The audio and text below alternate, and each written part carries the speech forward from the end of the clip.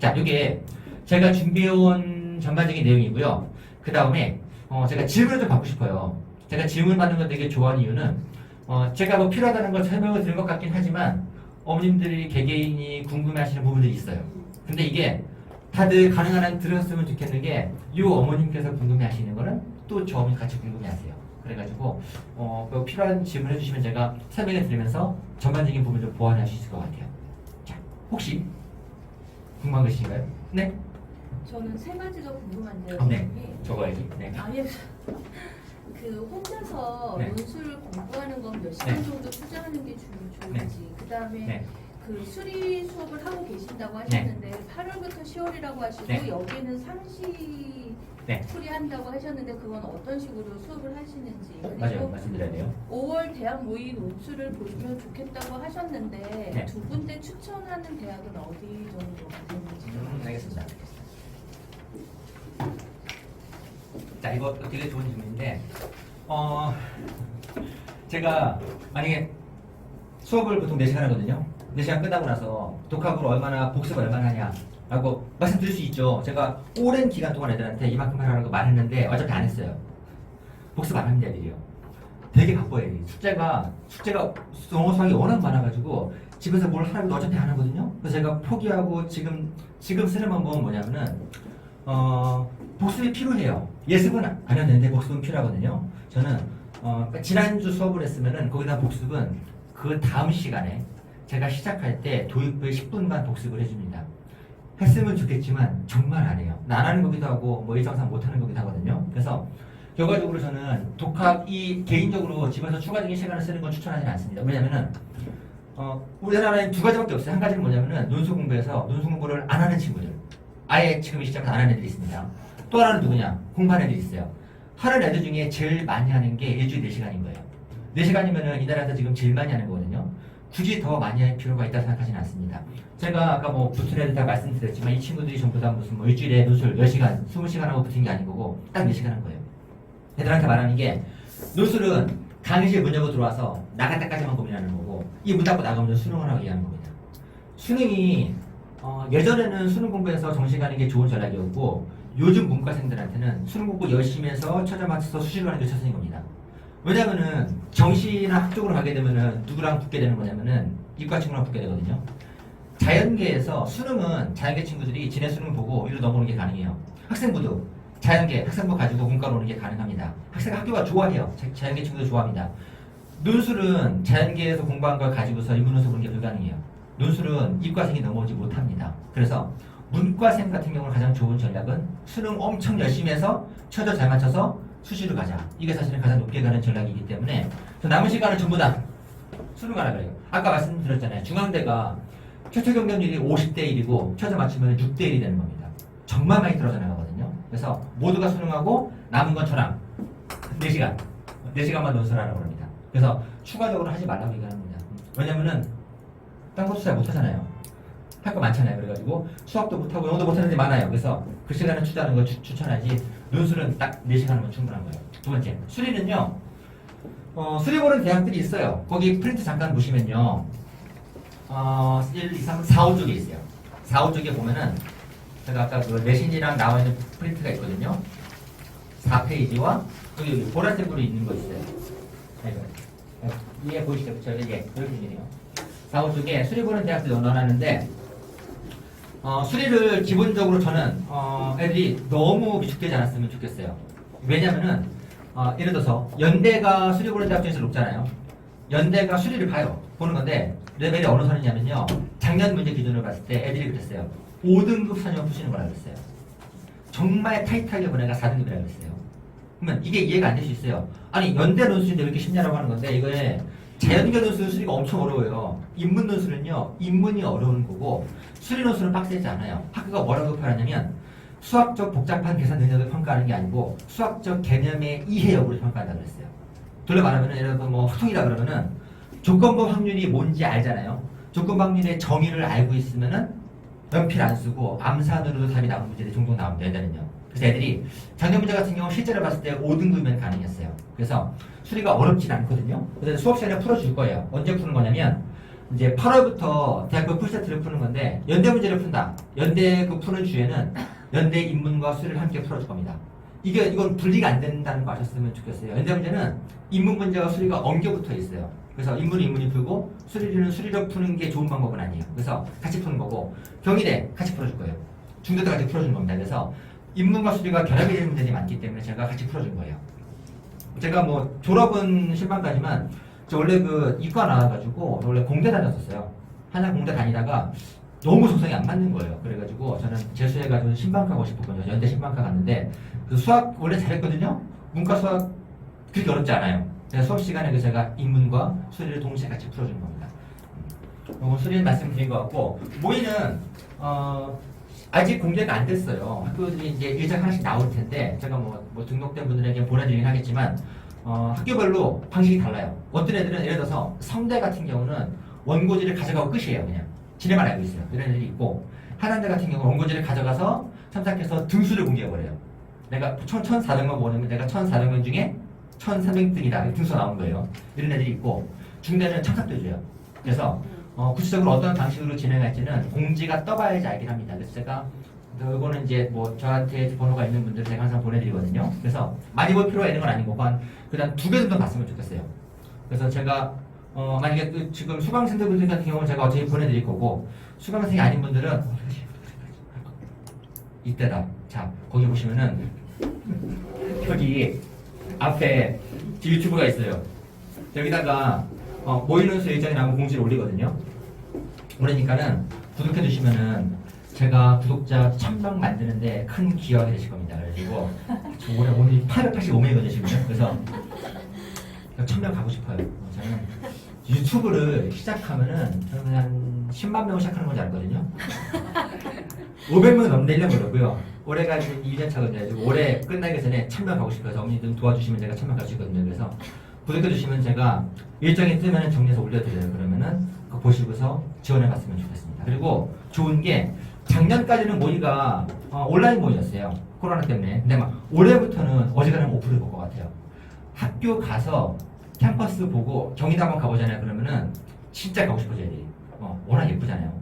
이게 그냥 집에서 경희대학교라고 느끼는 거랑 건물과 캠퍼스와 거기 가방 메고 다니는 선배들을 보는 느낌 완전 다 다르거든요. 한번 가보면은 아 진짜 공부해서 와야겠다는 생각이 듭니다. 그래서 많이 볼 건 아닌 거고 한 2군데 정도는 보시기를 권해드립니다.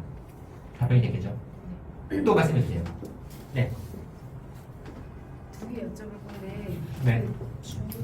중간 성적 스플링에 네. 올려주시잖아요. 근데 그때 나오는 점수가 실제 논술을 시험을 볼 때랑 성적이 비슷하게 나오는지 네. 그거 궁금하고 네. 그다음에 그 성적이 수강 반 최고점 그다음에 전체 최고점이 네. 있잖아요. 근데 수강반은 우리 수강반인 걸 반이요. 아는데 네. 최고점은 항림논술만인지 아니면 강남까지인지 최고점은 여기 전체예요. 그러니까 이제 제가 나가는 학님뿐만 아니고 강남 대치 다 포함해서 들어가는 겁니다. 재수생 네, 재수생 들어갑니다. 네, 강대 재수생까지 들어가요. 그래서 말씀드리면 될까요? 지금 후반부 바로 말씀된 것 같은데 서울대 어플을 운영하는 거고 거기에는 100분위가 나옵니다. 최고 최저가 나오는 건데 대상은 2개 같이 나와요. 이제 우리 반이 나오고 그다음에 이 반 포함한 전체 대치를 포함한 범위가 나오기 때문에 좀 확인이 가능하실 거고 자 점수는 아까 말씀드린 것 같이 예를 들어서 연대는 합격자 평균이 75. 그 다음에 뭐 이대 같은 경우는 인문투는 합격자 평균이 59점이었거든요. 이것은 어려운 거예요. 그리고 학교마다 점수가 달라요. 그래서 저는 어떻게 매기냐면요. 80점을 평균으로 매겨요, 보통요. 80내를 매기는 거고, 그리고 점수는 중요하잖아요. 왜냐면 수능에서 수학이 뭐 82점이면 이게 알게 오니까 100분위가 중요한 거잖아요. 그래서 어플을 보시면은 제일 그 점수 화면에서 밑으로 끝까지 내려보면 뭐가 나오냐면 100분위가 나와요. 100분위를 보시면은 우리 애가 얼마인지 알 수 있습니다. 만약에 100이다 그러면은 1등이고요. 빵이다 그럼 내 뒤에 아무도 없는 거예요. 근데 이렇게 되는 건데 이 100분위가 되게 중요해요. 만약에 예를 들어서 100분위가 만약에 뭐 40이다. 너무 억울한가? 60이다. 60이면은 내 밑에 60%가 있는 거예요. 내가 상위 40이잖아요. 상위 40이면은 별거 아닌 것처럼 보일 수 있겠지만 지금 여기 안에서 점수를 매기는 경쟁자가 누구냐면은 우리나라에서 지금 전국에서 시험 본 애들 중에 공부한 애들이 10분의 1도 안 되는 거고 그 중에서 지금 저도 나가는 학원이 중계 빼고는 전부 다 대치거든요. 그래서 최상위권 애들이 있는 반에서 상위 40%가 되는 겁니다. 그래서 통계적으로 본다면 한 이 정도에서 이게 내가 60이 나왔으면 상위 40이 되는 거고 그 다음에 나누기 한 실제로 시험장에 가서 보면 한 나누기 한 5 정도 하면 되지 않을까 싶긴 합니다. 네. 지금 만약에 40%다 그러면 시험장에 가면 한 상위 한 8%, 10% 이 정도라고 인지하시면 좋을 것 같아요.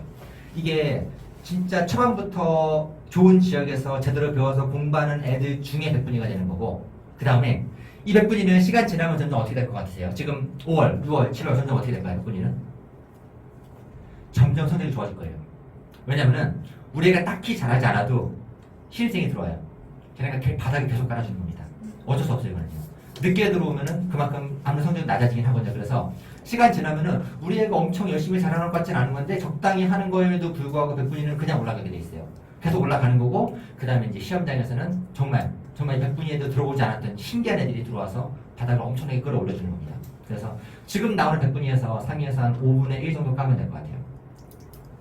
네, 그리고 또 아까 누가 손 드셨는데 누구였죠? 또 혹시 궁금한 게 있으신가요? 제가 늘 말씀드리는데 이런 고급 인력한테 질문하는 기회가 흔치 않거든요. 저 올해 지금 첫 간담회인데 있으면 말씀해 주세요.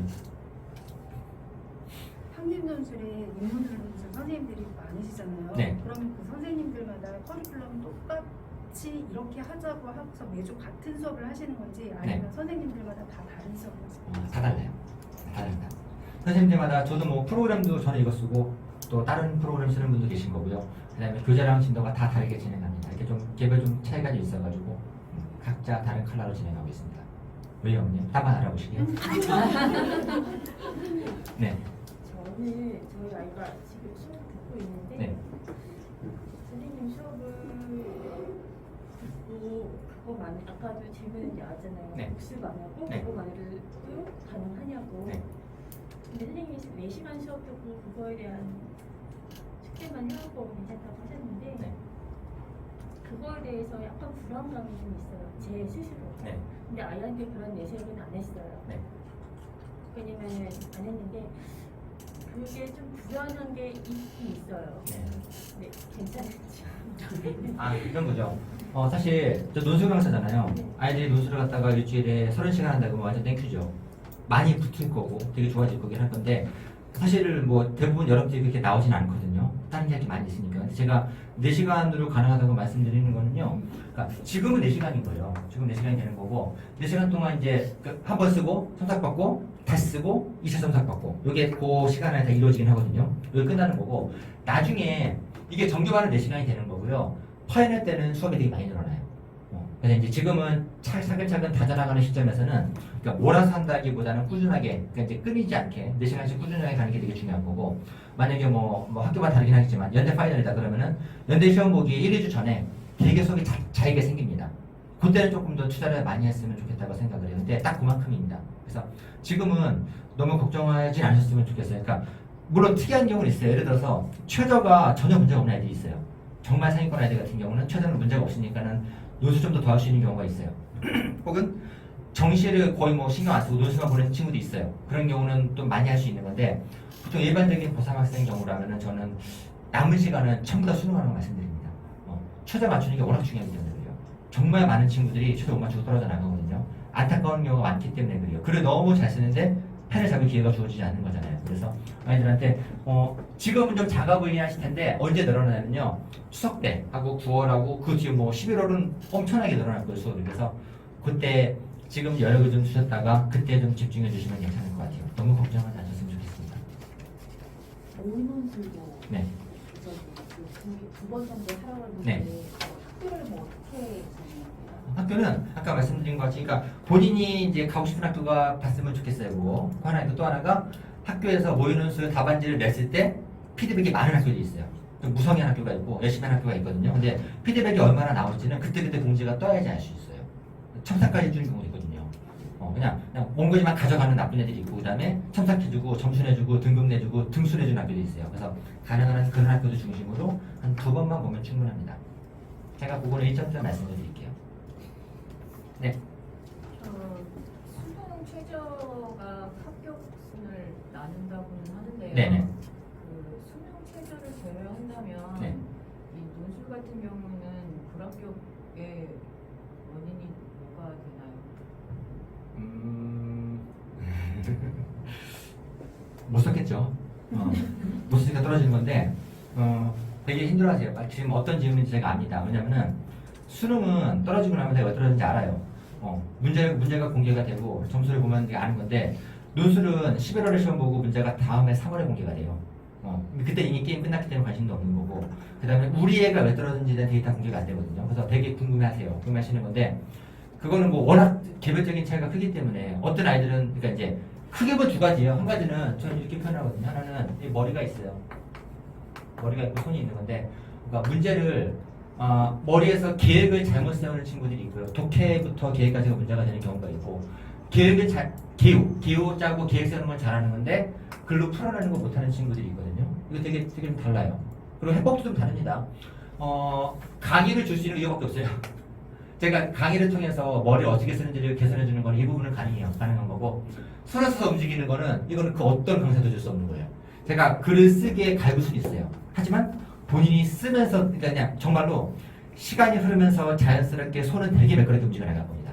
이거는 완전히 그냥 내가 몇 편을 썼냐의 정비라는 부분인 거고 이쪽은 양적 부분인 거고요. 손 움직이는 건 글을 쓰는 부분. 그 다음에 이제 머리를 써가지고 답을 찾아내고 그 다음에 이제 개요를 구성해내는 과정은 이거는 조금 지식적인 부분이에요. 이거 제가 강의에서 집중하는 부분이기도 합니다. 근데 패턴부터 이 안에서도 이 학생이 뭐 독해가 문제인지 아니면 뭐 구성이 문제인지 그건 워낙 달라가지고 그거는 한마디로 말씀드리기 조금 어렵긴 합니다. 그건 아예 글을 보고 좀 말씀드릴 수 있을 것 같아요. 만약에 그 선생님 수업을 오래 들었다고 그러니까 그 논술 시험 전까지 들었다고 쳤을 때 네.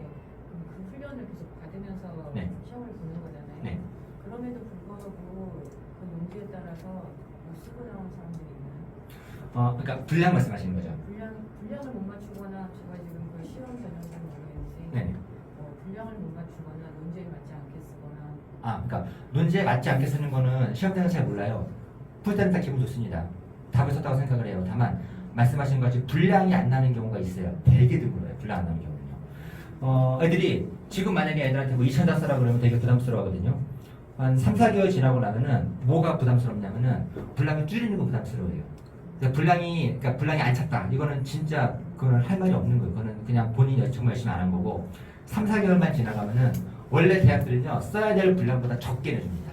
채점하기 정말 귀찮거든요. 그래가지고 압축시켜 쓰는 게 원칙이기 때문에 줄이는 게 힘들어지는 거예요. 그래서 공부를 한 애들 중에서 시험장에서 분량을 못 채웠다는 경우는 1년에 10손가락으로 꼽아요. 반면에 이제 쓰긴 쓰는 건데 질적인 부분에서는 좀 다양한 차이가 있겠죠. 아마 분량의 문제는 손의 문제가 될 수 있을 거고 그다음에 이제 어떤 내용의 질적인 부분은 머리를 쓰는 파트가 될 것 같아요. 그거는 기본차가 좀 클 것 같긴 합니다. 논술을 지원하는 학생들은 대부분 수능을 떨어지나요? 수능 어떤 거요? 수능 최저를 못 맞춰 떨어지나요? 그러니까 학교마다 다르긴 한데 만약에 그 100명이 지원을 하잖아요. 그러면은 이 중에서 최저를 맞추는 경우는 보통 40%예요. 학교마다 좀 다르긴 하지만 40%입니다. 보통 많이 맞춰도 절반이 안 맞아요. 보통은요. 그리고 엄청 낮은 애들 경희대 같은 경우가 한 5, 60%가 맞춰요. 경희대가 학교 레벨에 비해서 이하 보면 낮거든요. 그래서 특이한 경우고 아까 건대 같은 경우도 지원자 중에 40에서 45%가 맞추는 겁니다. 그럼 이제 절반 이상은 수능 최저로 떨어지는 거고 나머지는 시험장에 가죠. 시험장에 가는 건데 가서 준비가 안 된 상태에서 갔을 때 원치 않은 글을 쓰고 떨어지게 되는 겁니다. 떨어지는 인원수를 본다면 수능으로 떨어지는 게 훨씬 더 많아요. 거의 모노랑 비슷한데요. 떨어지는 거 말고 붙을 거를 고민해야죠 이제. 네. 그 학교 선정하는 거는 그 걔가 쓰는 글을 어떻게 써가는데도 강점이 있는 네. 게 있을 거 아니에요? 네. 그렇게 해서 상담을 통해서 네. 학교 선정을 하게 되나요? 네, 이게 두 가지인데 학교를 결정할 때는 저도 만약에 9월에 다시 말씀을 드리긴 하겠지만 학교를 결정할 때 1순위는 제일 먼저 보는 거는 구모예요. 구모에서 최저가 안 맞으면 안 되는 거예요 그냥. 저도 뭐 많이 싸우는 법이긴 하는 건데 애들은 다 맞출 수 있다 그래요. 지금 안 맞는데 저 진짜 열심히 하거든요. 근데 남들도 열심히 한단 말이에요. 그래서 내가 열심히 한다고 올라가진 않거든요. 그래서 구모를 기점으로 했을 때 최저가 맞아야 되는 겁니다. 그러면 구모에서 최저가 맞을 수준 학교 중에서 아이의 실력을 먼저 보는 거죠. 실력부터 보는 거 또 하나가 뭐냐면 아까 말씀드린 컬러가 있을 겁니다. 질적인 부분이 있을 거예요. 그러니까 실력은 위아래 영역인 거고 높고 낮고 나중에 문제고 학교의 컬러는 좌우 영역이 되는 거예요. 이런 느낌이 있어요. 그래가지고 예를 들어서 조금 정해진 답을 좋아하는 애들이 있어요. 경희대 이런 애들은 창의력에 관심이 없어요. 아주 단순한 무식한 문제 내니까 말하면 그런 거 잘 쓰는 애들은 경희대 가는 거고 경희대 쓰는 거고요. 그 다음에 머리 쓰고 조금 더 개성 있는 글을 좋아하는 애들이 있어요. 성신여대, 성균관 이런 애들이 있거든요. 그러면은 그 학교마다 달라요. 그래서 세 가지를 보는 겁니다. 1순위는 무조건 부모. 그러면 두 번째가 이제 아이의 실력과 학교의 컬러. 아이 이제 글의 특징들이 있거든요. 글이라는 거는 제가 점수를 드리는 거는 이거는 숫자로 활용되는 거잖아요. 이건 객관적이고 냉정한 영역이 있는 거고 숫자로 돌려 표현할 수 없는 글의 그 결이라는 게 있어요. 글의 결은 사실은 사람이 인지할 수 있는 부분이 있는 거거든요. 그건 제가 보고 얘기해 줄 겁니다. 글씨 있잖아요. 글씨가 앞뒤인 사람은 조금 글씨가 지금 뭐 공감하시는 분들 많으실 텐데 애들이 글씨 잘 쓰나요? 못 쓰죠. 왜냐면 글씨를 못 쓸 수밖에 없는 상황에서 자라왔죠. 글을 쓸 일이 없는 상황이잖아요. 글씨 다 못 써요. 저도 지금 평소에 조금 잘 쓰는데 오늘 좀 바꿔내기 쓴 거고요. 글씨를 다 못 씁니다. 못 쓰는데 학교가 뭐라고 얘기하냐면요. 글씨를 채점한다 그러진 않아요.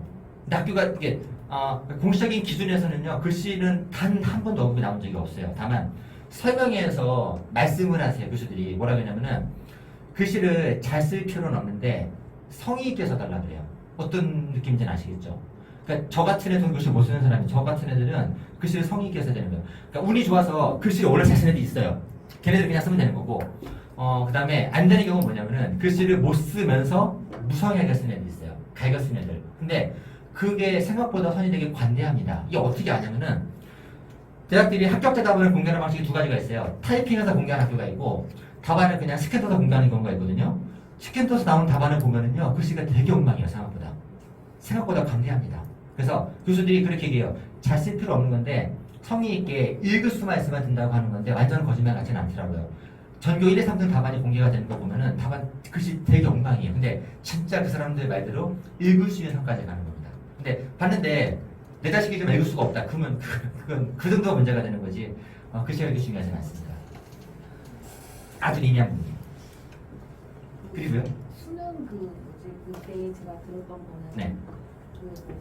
논술고사가 수능 기점으로 했을 때 네. 전에 보면 좀 이렇게 막 애들이 잘 보고 못 보고 이런 것 때문에 약간 멘탈이 흔들린다고 하더라고요. 그래서 네. 수능 다음에 논술고사를 보라는 말을 제가 들은 기억이 있거든요. 네, 그럴 수 있어요. 네, 그래서 근데 지금 선생님께서는 네. 지금 전에 수능 전에 뭐 보는 이거 다 이렇게 말씀하셔서 네. 그러니까 수능 전에 논술을 본다는 건요 마이너스가 있죠. 일단 공부를 집중을 해야 돼요. 최소한 또 일주일은 투자해야 되는 거고 당일날 시험장에 가야 되는 거고 그 다음에 망하면은 멘탈이 두고다 그러면 이제 나중에 많이 힘들겠죠. 그렇죠? 그거는 분명히 마이너스가 있는 부분인 거고요. 플러스는 뭐냐면 사실은 이게 동전의 양면인 건데 이 단점이 있다는 게 명확히 있어요. 그렇기 때문에 애들이 안 쓴다는 거예요. 수능 전에 논술을 보는 대학들은요 두 가지가 유리해요. 양과 질적으로 다 유리한 겁니다. 아까 제가 질적인 부분 말씀드렸잖아요. 애들이 이미 수능 보기도 전에 수능을 버리고 나는 이 정도 만족하라고 온 애들은 결코 강한 애들이 아니에요. 그건 질적인 영역인 거고 또 하나는 이런 마이너스를 갖다가 충분히 인지하고 있기 때문에 기본적으로 경쟁률 자체가 되게 낮아요. 이건 양적인 부분인 겁니다. 그래서 만약에 이런 손해도 보는 포인트가 있는 건데 이 포인트를 내가 감수할 수 있다라면 내가 뭐 떨어진다 하더라도 크게 떨어지는 것도 모르는 거 사실 그렇죠. 그래가지고 시험 보고 와서 그런 컨디션이 많이 흔들리지 않는다면은 이것만 감수할 수 있으면은 이때 만나는 애들은 양적으로 절반 정도밖에 안 되고요. 질적으로 훨씬 낮은 친구들이에요. 그래서 늘 저는 쓰기를 보내드립니다. 장단이 되게 명확해요, 사실.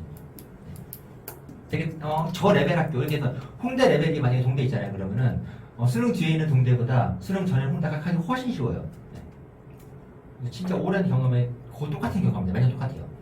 수능 전에 그래서 본인이 감내할 수만 있으면 저는 수능 전에 보는 걸 늘 추천드립니다. 근데 애들이 어려가지고 네. 집착할 거 그래서 뭐 항상 얘기하는 거 있어요. 수능 끝나고 모의고사 이게 논술 끝나고 나면 원래 어려워요. 보자마자 나는 내 송도로 가는구나 이렇게 느끼는 애들 없거든 사실은. 그래가지고 어렵다는 거를 인지하고 그 대신에 그거는 이게 두 가지죠. 남들도 어렵다는 거 하나. 한 가지랑 또 하나는 지난 건 자꾸 버려야 되는 거거든요. 엄청 얘기를 합니다 애들한테요. 그리고 애들이 시험장에서 느끼는 거랑은 저거랑 완전 달라요. 이게 뭔 말이냐면은 성대가 되게 심한데 성대 시험 끝나면 애들이 내려오면서 전화를 합니다. 저 잘 썼어 얘기하거든요. 잘 썼다고 전화하는 애들 중에 상당 부분은 내년에도 잘 쓰고 있어요. 보면 애들 대부분 그래요. 뭔 말이냐면 애들은 지가 잘 썼다고 느끼는 건데 그거는 본인의 생각인 거예요. 붙고 떨어지는 거는 아이들의 판단이 거의 안 되는 것 같아요. 애들이 붙고 떨어지는 걸 뭐로 인정하냐면은 문제가 쉬우면 본다고 생각하는 거예요. 문제가 어려우면 떨어질 거라 생각하는 거거든요. 근데 그렇지 않잖아요. 쉬우면 다 쉽고 어려우면 다 어렵기 때문에 현장에서 본인이 보고 판단하는 건 의미가 없어요. 사실은요. 나중에 문제가 공개되면은 난이도를 봐야지 알 수 있는 거거든요. 그래서 아이들의 판단은 완전 무의미해요. 이런 거 얘기 자꾸 해주죠. 근데 그러면도 만약에 뭐 멘탈 엄청 약하다 그러면은 피하는 게 낫겠지만 얼마큼 버틸 수 있는 선이면은 저는 최대한 쓰라고 얘기를 합니다. 그리고 빨리 끝나면 좋죠. 연대 같은 경우는 정말 빨리 보는 건데 연대는 합격자 발표가 수능 다음날 저녁 5시에 납니다. 정말 빨리 끝나는 게 시간이죠. 원래는 수능 보기 전에 논술 보는 학교들은 수능 전에 공개했었어요. 공개했었는데 정보가 많았죠. 왜냐면 수능 전에 공개하면 어떤 일이 발생할게요. 이놈은 수능 안 보는 건 뭐 당연한 건데 어떤 일이 발생하냐. 얘네 학교 가서 깽판 넣겠죠. 얘네 인생 끝난 거잖아요. 이제. 근데 이제 분위기가 너무 안 좋아져가지고 학교가 이제 교육정보에서 수능 보기 전에 공개하지 말라 그랬어요. 그랬지만은 과도기는 언제 공개했냐? 수능 보는 날 점심에 공개했어요. 그러면 점심에 편도 못 갖고 들어가잖아요. 그럼 뭐 어떻게 뭔가 엄청 궁금하잖아요. 점심에 공개되는 거니까 밖에서 엄마가 뭐 깃발 날려주는 것도 아니고 그래가지고 점심에 공개하다가 요즘은 이제 수능 끝나고 다음날 바로 공개합니다. 많이 바뀌어 나가고 있는데 그래도 논술이 조금 그래도 여지가 좀 넓어지는 건 사실인 거예요. 혹시 또 궁금한 게 있으신가요? 네. 저는 여기 논술을 한 번도 해보지 않은 아이 학생 엄마인데 네. 앞으로 할 건데 네. 우리 선생님 수업을 들었을 때 아이가 뭐 한 달로 두 달로 그 논술에 적합하고 재능이 있는지 판단하려면 그 성적표를 보고 그 점수가 이제 높으면 그렇게 판단을 하면 될까요? 아니요. 어떻게 판단하면? 제가 이거 되게 맞아요. 되게 많이 말씀해 주시는 부분인데 첫 번째가 되게 좋은 질문을 주셨어요. 그러니까 재능을 많이 물어보세요. 우리 애가 한두 달 보면은 한두 달은 되게 감사한 말씀이고 대부분의 경우는 그냥 집에서 쓴 거 갖고 오세요. 얘가 논술에 재능이 있냐 물어보시거든요. 모르지 이거 어떻게 하려고 그러죠. 수능으로 쳐보자. 수능에서 수학을 갖다가 한 달 공부했어요. 얘가 수학에 재능이 있나 없나 판단이 불가능하다는 겁니다. 훨씬 오랜 시간이 걸리는 거고 만약에 그리고 이 아이가 갖고 있는 재능은 지금 현 시점인 거잖아요. 시험은 11월이거든요. 지금의 재능은 중요하잖아요. 제가 붙인 애들 특징이 뭐냐면은 첫날 빛나는 글을 쓴 애들이 아니에요. 조용히 꾸준하게 그냥 성실한 애들이 붙어요. 이건 어느 시험이나 마찬가지예요. 실제로 대학에 진행하는 논술 설명회를 가도 논술 출제위원장이 나와요. 어머님들이 물어보시는 질문 1순위가 뭐냐? 어떻게 하면 논술 잘 쓰냐 물어보거든요. 그러면은 그 어떤 입학처장도 논술에 대한 재능을 언급하는 사람 없습니다. 다 똑같이 얘기해요. 우리 학교 기출문제 많이 풀어보면은 잘 씁니다 하는 건데 이게 너무나 상식적이잖아요. 이거는 국어도 수학도 논술도 마찬가지인 거예요. 오랫동안 많이 쓴 애들이 붙는 거지 특정한 시점에서 시험 보기 몇 개월 전에 어떤 재능을 가지고 있는가 보는 시험은 아니라는 겁니다. 그래서 기본적으로 재능이 발현되는 여기 되게 낮아요. 되게 중요하진 않은 거고. 또 하나 그러면은 재능이 영향을 정말 안 미치냐? 저는 중요하지 않다고 느끼는 게 아이들이 아시다시피 애들 다들 수능 공부하고 있잖아요 지금. 수학 다 공부하고 있지만 우리 애가 수학에 재능이 있던가 혹시? 수학에 탁월한 재능이 있다고 느낀 경우 있어요? 보시면서? 없을 거예요. 수학 재능 없잖아요.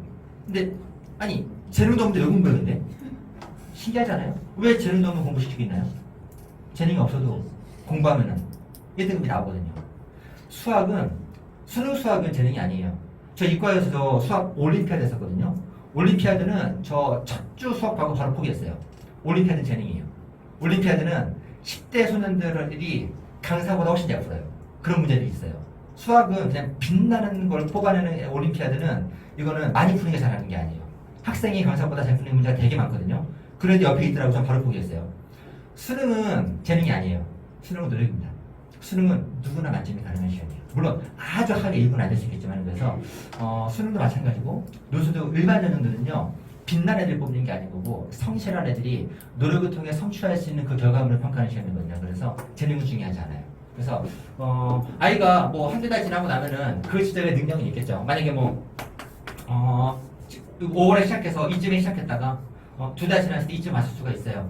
그러면 이때의 실력이 어떤 의미가 있냐? 그럼 크게 의미가 있다고 보지 않는 게 이게 만약에 7월이란 말이에요. 7월이고 시험을 11월에 보는 거예요.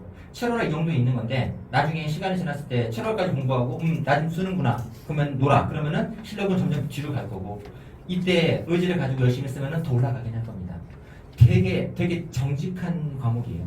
특별한 과목은 아니고 뭐 놀라운 영감이라든가 탤런트 그런 재능을 가지고 쓰는 게 아닌 거고 그냥 성실한 애가 붙는 시험이기 때문에 재능이 중요하지 않아요. 또 하나 만약에 제가 되게 근본적이고 제가 좀 냉정하게 말씀드리면은 뭐 어머님 아이뿐만 아니고 얘는요 논술에 재능이 없으면 뭐 할 건데요? 논술로 오는 경우는 뭐냐면요 기본적으로 그러니까 냉정한 편식 판단은 수시에서 쓸 게 없으니까 논술을 한다는 거예요. 논술을 잘 쓸 것 같기 때문에 내가 논술에 탁월한 재능이 있기 때문에 논술하는 게 아니에요. 논술은 내신을 못하면 논술하는 거예요. 이거 우리가 받아들이고 가야 되는 겁니다.